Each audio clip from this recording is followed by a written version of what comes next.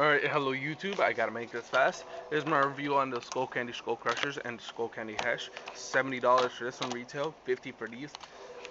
First of all, I just like to say I'm not a novice when it comes to headphones. I actually know what I'm talking about. I reviewed good headphones, Sennheiser, Koss, Audio Technica, Shure, Ultrasound, AKG, and I actually know what I'm talking about. I'm not just another Skullcandy. I just got my first pair. Woo. When it comes to good sound, I know what I'm looking for.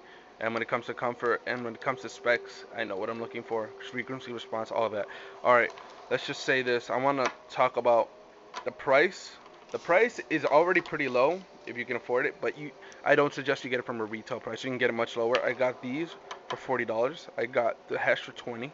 You can get them around that range. Even though they're more expensive than what they actually are, you can always find a good pair. Alright, let's go on right to the Hesh.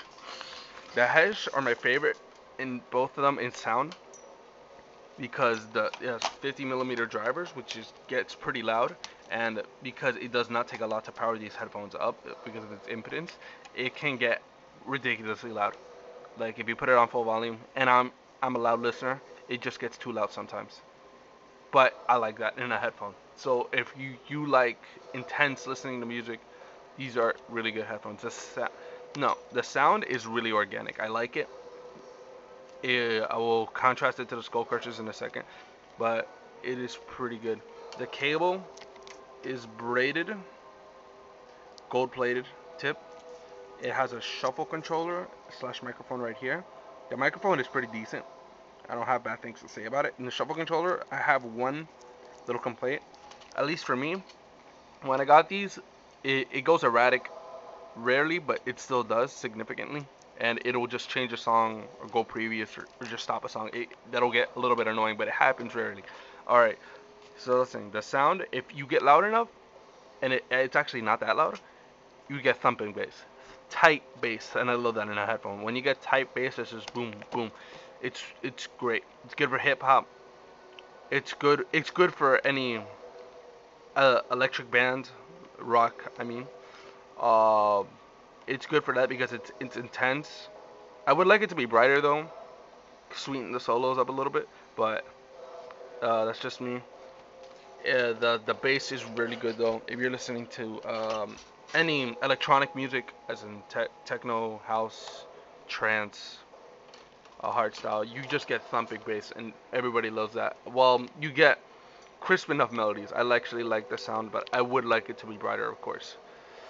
Um, Now let's talk about comfort. A headband up here, it is kind of stiff, but then again, you won't be feeling much of it on your head. You can feel it like there's a sliding thing there, just the crescent, but whatever is to be expected. I will talk about these padding in a second. You can see that there's clicks there. I go up to the third bar for my head, and I have a pretty average size head. So this can go to a pretty, like a child's head, to a ridiculously huge head. So if you have a big head, you're worrying about like these fitting you. Don't. These are going to fit almost anybody. Now the padding. I gotta talk about this.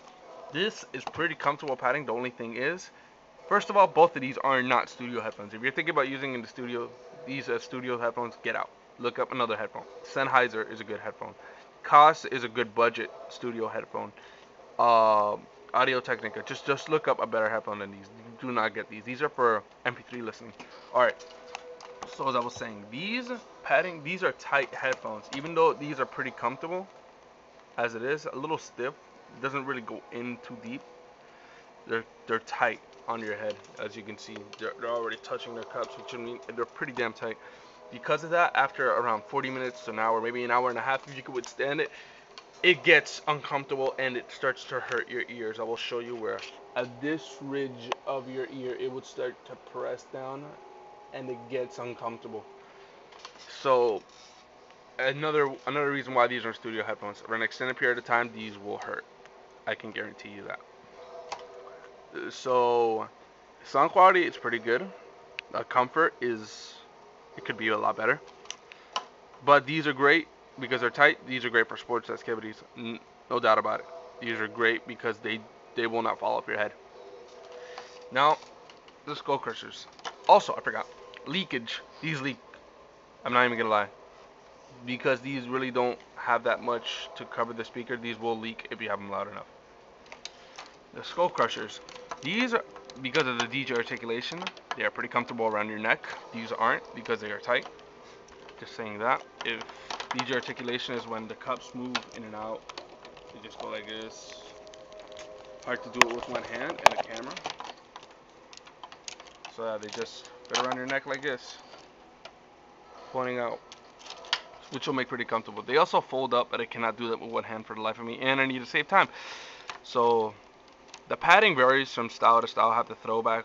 I have no idea what this is, but I had the Rasta before these, the Skullcrusher Rasta, and the padding was definitely more comfortable. These, they ridge up, as you can see here, and it's kind of annoying, but they're pretty comfortable nonetheless. The drivers, I think, are 30 millimeters, and I think there's another driver for the subwoofer, which I will get to that in a second. These have, I go for the max whenever I put it on my head, and I have a normal head, if I do say so myself. So if you have a big head, these may not fit you. Just getting it out there. If you have a small head, they'll probably fit you, but big head, watch out. Try them on before. Go to like a Best Buy or a Zoomies, whatever. Just try these on before you get them. Just make sure they fit your head. The cable is pretty long. It is a rubber cable. Well, not rubber, but it's some kind of plastic around it. It gets pretty long. You could always stuff it in your pocket. The subwoofer has a clip. I don't know if you can see a clip. It clips onto your pants, but then again, it will leave your cable out. So it'll make your cable susceptible to like getting tugged, and it might break it. Who knows? Accidents happen. Gold-plated tip. All right, now let's get on to the comfort. The comfort on these is pretty good. You can wear these for if you're planning to use it for like airline travel or something. They're just great. They will go on your head and they will not hurt, unlike the Hesh. These, they get pretty comfortable. Sound quality. These are quiet. They're not horrendously quiet, but to just say they're not loud enough. I wish they were as loud as the Hesh. I really do. Because of the drivers, these are not loud enough. I really wish it were really louder. And without the subwoofer, there's no bass whatsoever. So if you run, it's powered by one battery, one AA, double A. So you're out of luck. And they are not that bright. To be saying the sound quality, it could be better. Definitely could. Does not get that loud. And that's basically summarizes it. It also folds, whatever. I'm not even gonna show that. Look it up online. Now the subwoofer. When I first got these, I thought they were great. But then, after I got into more headphones, I started to research. I started doing all this stuff. Now I listen to it. The bass is like an earthquake on some songs. It's just like a subwoofer would be, and you don't want that. At least maybe someone more experienced ears wouldn't want that. But on other songs, let's say a couple of dance songs, some electronic songs, it does sound great. For hip hop, this is pretty good, but the thing is sometimes the bass is overpowering and it just rumbles, and it's really, I wouldn't like it at all. That's basically what I have to say about it. Subwoofer, the bass could have been a lot better. The sound quality. Alright, so to summarize, comfort, Skullcrushers, sound quality, Hesh. Now, what I want to say about Skullcandy and why I would even bother, well, getting such a hated headphone, they aren't that great, but they're pretty good. I'm not saying, they just aren't great. No, definitely not what most people would want you to get. But, here's a little secret about Skullcandy. Not really a secret. They have a lifetime warranty. Yes, sir. So if these ever break, physically, like it just snap off, you get half of what they're worth as credit. And that's $30 right there for the Skullcrushers. They break, like wiring, something like that happens, you get full credit. You get another pair. One headphone, you're good. It is great. So why not get them? They're not bad, definitely not bad. And that's basically it. Whatever you want, it is your choice. Please subscribe. Ask your questions to me if you want me to review a specific headphone, tell you about something, whatever. I am here to please. And this is my doomed account signing off.